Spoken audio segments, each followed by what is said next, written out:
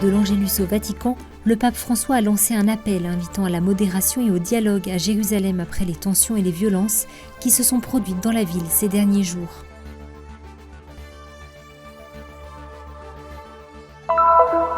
J'invoquerai sur toi, Jérusalem, le bonheur et la paix. Les chrétiens du monde entier viennent en pèlerin à Jérusalem et prient pour la paix de la ville sainte.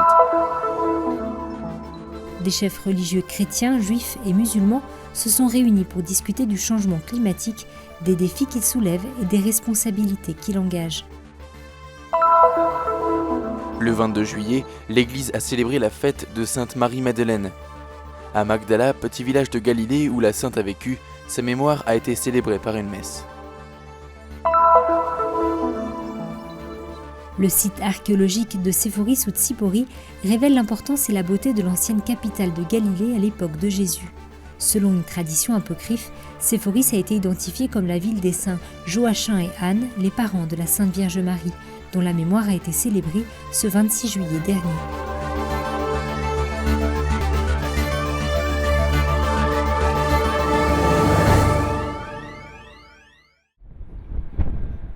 Les yeux du monde entier sont posés sur Jérusalem depuis le 14 juillet, jour où ont commencé les affrontements près de la mosquée Al-Aqsa. Cari fratelli e sorelle, seguo con trepidazione. Le pape François lui-même a appelé à mettre fin à la violence. Dimanche 23, après la prière mariale de l'Angélus, le Saint-Père a invité les parties concernées à faire preuve de retenue et de dialogue. Seguo con trepidazione le gravi tensioni e le violenze di questi giorni a Gerusalemme. Je suis avec une vive inquiétude les graves tensions et les violences de ces jours-ci à Jérusalem. Je ressens le besoin d'exprimer un vibrant appel à la retenue et le dialogue. Je vous invite à me rejoindre dans la prière pour que le Seigneur inspire à tous des intentions de réconciliation et de paix. Affinché il Signore ispiri a tutti propositi di riconciliazione e di pace. Credo che nella attuale situazione di tensione Je crois que dans la situation actuelle de tension, les paroles prononcées par le pape dimanche dernier lors de l'Angélus doivent être prises très au sérieux et par conséquent, il est important que nous consacrions une prière très intense à la cause de la paix et que nous prions tous les jours à cette intention. Quindi che preghiamo, direi, ogni giorno per questo motivo. Le 19 juillet également, 13 chefs d'église de Jérusalem, catholiques, orthodoxes et protestants, ont exprimé dans une déclaration leurs condoléances après la perte de vies humaines et condamné tous les actes de violence perpétrés. Parmi eux, l'administrateur apostolique du patriarcat latin de Jérusalem, Monseigneur Pierre Battista Pizzaballa, et le custode de Terre Sainte, le père Francesco Patton. È molto importante che venga preso sul serio l'invito del Papa alla moderazione e al dialogo. Il est très important d'accepter l'invitation à la modération et au dialogue faite par le pape parce que par la modération et le dialogue, il est possible de trouver des solutions capables d'une certaine façon de sauver l'intégrité des positions des deux côtés. Diciamo così, l'onorabilità delle posizioni di entrambe le parti.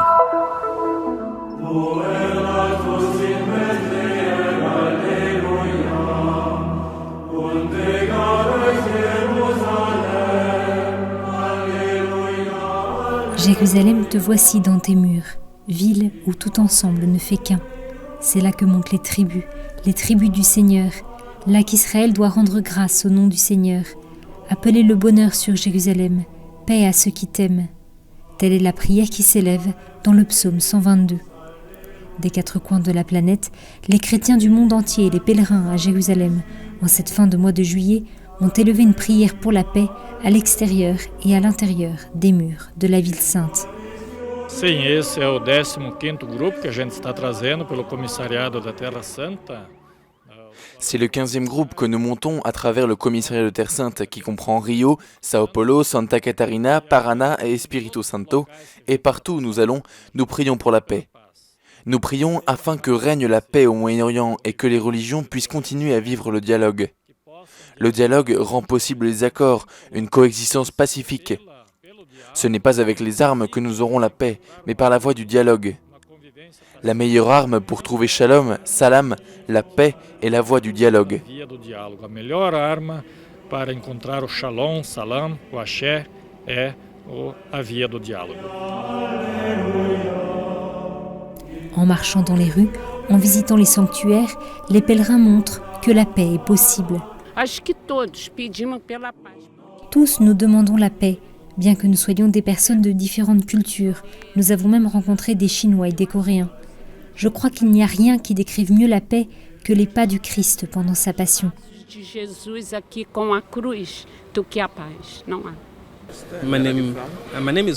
Mon nom est Paul et je viens de l'Ouganda.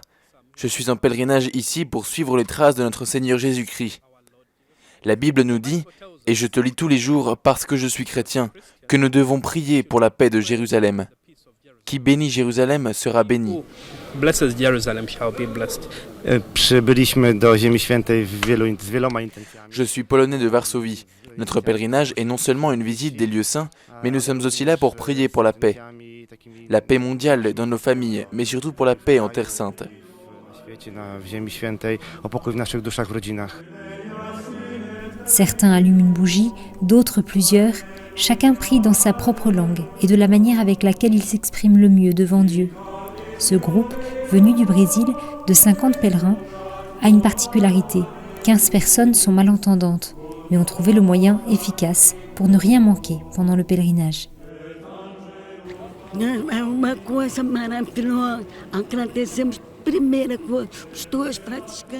C'est merveilleux. Nous remercions d'abord les frères pour cette merveilleuse occasion de visiter Jérusalem avec un interprète. Ce fut une expérience incroyable. Nous prions pour la ville sainte.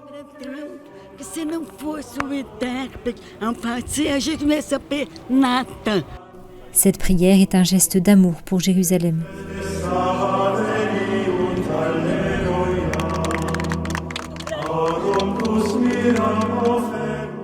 Que la paix règne dans tes murs, le bonheur dans tes palais. À cause de mes frères et de mes proches, je dirai « Paix sur toi ». À cause de la maison du Seigneur notre Dieu, je désire ton bien. Psaume 122.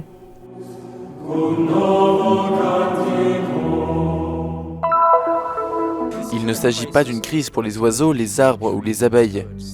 Il s'agit d'une crise de l'homme, de la façon dont nous vivons, en tant qu'être spirituel dans un monde matériel. C'est sur ces mots qu'a commencé la conférence interreligieuse pour le climat et l'énergie, The Interfaith Climate and Energy Conference, tenue au Jérusalem Press Club du Centre interreligieux pour le développement durable, The Interfaith Center for Sustainable Development, avec l'objectif d'évoquer l'urgence du changement climatique. La raison pour laquelle nous nous sommes rencontrés aujourd'hui autour de chefs religieux, juifs, chrétiens et musulmans de Jérusalem et de Terre Sainte consiste à prouver que les responsables religieux ont particulièrement à cœur cette question. Ainsi, le chef de file des tribunaux islamiques en Israël, Qadi Yad Zahala, le rabbin David Rosen, directeur des affaires internationales interreligieuses, et le custode de Terre Sainte, le père Francesco Patton, se sont réunis pour discuter de ce que les scientifiques considèrent comme la plus grande menace pour la santé mondiale au XXIe siècle. Dans un contexte où le climat se réchauffe depuis plus de 30 ans, progressivement et sans interruption, avec une température moyenne mondiale et une concentration record du dioxyde de carbone et des effets désastreux sur l'environnement, l'économie et la santé, les trois intervenants ont abordé le thème d'un point de vue inhabituel. Nous avons en tant que chrétiens un patrimoine de spiritualité écologique qui commence par les premières pages de la Bible, qui parle de la création en tant qu'œuvre de Dieu confiée aux hommes. C'est ainsi que toute l'humanité est responsable de la création. Di tutta l'umanità nei confronti del creato. La première indication donnée à l'humanité, à Adam et Ève dans le jardin d'Éden, est de faire fructifier et de prendre soin de la création de Dieu, à savoir le développement durable. Si nous n'agissons pas de manière durable pour le monde, nous faisons en réalité insulte à Dieu. So I would say environmental responsibility is the essence of a truly godly way of life. L'éducation et l'exemple personnel ont été les deux thèmes partagés par les trois intervenants. Il est essentiel d'intervenir dans les écoles et dans les milieux religieux pour sensibiliser les jeunes. Il faut également, ce qui est plus exigeant encore, donner l'exemple dans la vie quotidienne. Être responsable de la planète, non seulement pour répondre à ce que Dieu nous a demandé, mais par respect pour les générations futures, note Zahala. L'objectif, selon le custode, le père Patton, est la conversion écologique, changer soi-même et changer le monde. Comment ? En agissant ensemble avec toute la famille humaine, comme l'a rappelé le pape François dans son encyclique Laudate Si, dont le titre reprend le Cantique des créatures de saint François d'Assise. Cette prise de conscience de faire partie d'une fraternité universelle est aussi ce qui nous fait comprendre comment, au-delà des différentes religions qui professent et pratiquent différentes religions, en tant qu'hommes et femmes de bonne volonté, nous sommes tous appelés à prendre soin de nos frères, de nos sœurs et de la terre, notre sœur mais aussi notre mère à nous.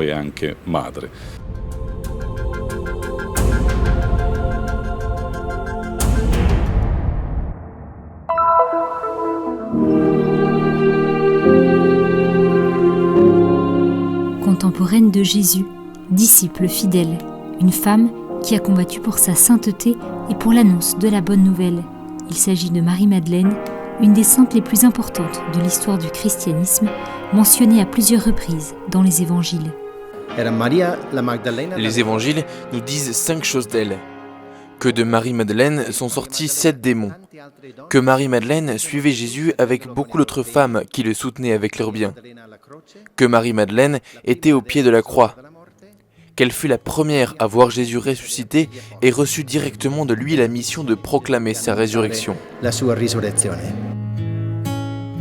Ici en Terre Sainte, de nombreux lieux sont associés à cette personnalité biblique.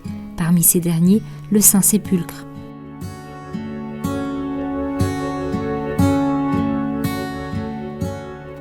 À environ 200 km de Jérusalem également, se trouve la ville de Magdala, où Marie-Madeleine a vécu et où se trouvent encore les ruines des bâtiments et d'une synagogue datant du 1er siècle, découverte récemment.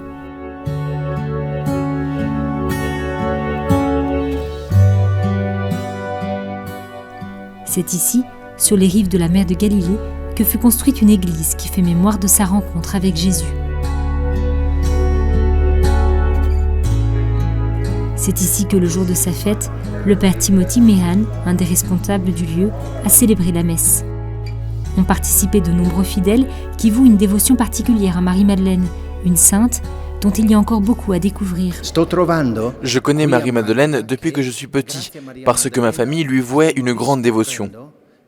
Aujourd'hui, ici à Magdala, grâce à Sainte Marie-Madeleine, nous découvrons et nous soutenons la dignité et la guérison de la femme.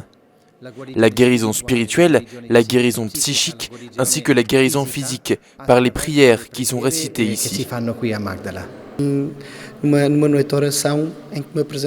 Lors d'une veillée de prière, j'ai compris ce qui fut le fondement de sa vie, et cela m'a totalement fasciné. C'est pourquoi j'ai décidé de venir ici et d'en apprendre davantage sur l'histoire de cette sainte, et je réalise combien l'histoire de Marie-Madeleine est riche, et comment elle constitue un exemple pour tous les catholiques.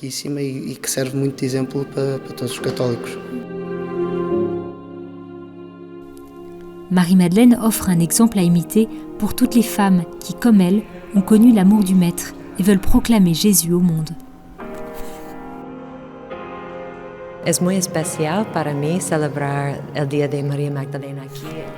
C'est très spécial pour moi de célébrer la fête de Marie-Madeleine ici à Magdala, ici, là où elle a vécu. Je considère que c'est une femme qui, de par son amour pour Jésus, est un exemple pour moi qui suis consacrée au sein du Regnum Christi, l'exemple d'une femme amoureuse de Jésus.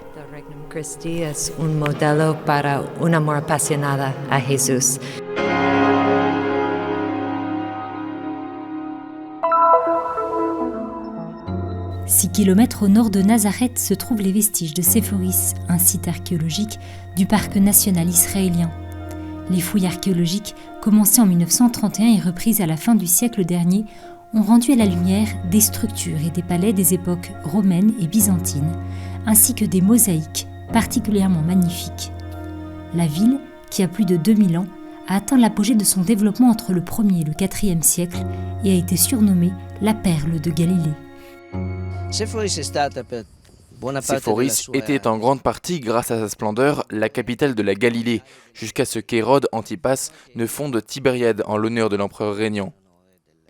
C'était donc la ville la plus importante comparée à tous les villages qui se trouvaient autour, y compris Nazareth qui, comme nous le savons, de sources anciennes et du Nouveau Testament, était un canton qui avait peu d'importance. Oggetti che c'erano intorno, fra cui Nazareth era una borgata, lo sappiamo bene sia dalle fonti antiche che dal Nuovo Testamento, era una borgata di trascurabilissima importanza. Séforis était une ville habitée principalement par des juifs, mais qui fut également influencée par la culture hellénistique, puis par les cultures chrétiennes et arabes. C'est une ville qui est extrêmement importante pour l'histoire du judaïsme, parce que la communauté juive était particulièrement riche et pratiquante, et surtout parce que la tradition juive faisait mémoire en ce lieu de la présence de Yehuda Hanassi, rédacteur en chef de la Mishnah, texte instituant la tradition orale juive, qui est devenu ensuite le cœur du Talmud. Quindi di quel testo che fissa la tradizione orale ebraica e che diventa poi il cuore del Talmud. La rencontre entre les différentes cultures est attestée par la variété des vestiges des bâtiments, temples, synagogues, églises et forteresses, ainsi que par les mosaïques dont la composition intègre des figures juives et mythologiques. Séforis n'a jamais été mentionné dans le Nouveau Testament, bien qu'étant très proche de Nazareth. Comme il s'agit de la plus grande ville de la région, il est possible néanmoins que Jésus y soit passé. Nous pouvons voir qu'il y eut une présence chrétienne puisque vers les 3e ou 4e siècles, des églises ont été construites en centre-ville, l'une d'entre elles notamment à l'intersection du Cardo et du Décumène. La ville néanmoins était essentiellement juive avec une présence chrétienne tout à fait relative bien que grandissante. Durant les premiers siècles du moins, il n'y avait pas de siège épiscopal ici à Séforis. Selon une tradition apocryphe, Séforis était considérée comme la ville des saints Joachim et Anne, les parents de la Sainte Vierge Marie. C'est pourquoi à l'époque des croisés fut érigée une église dédiée à ces derniers à la périphérie de la ville antique.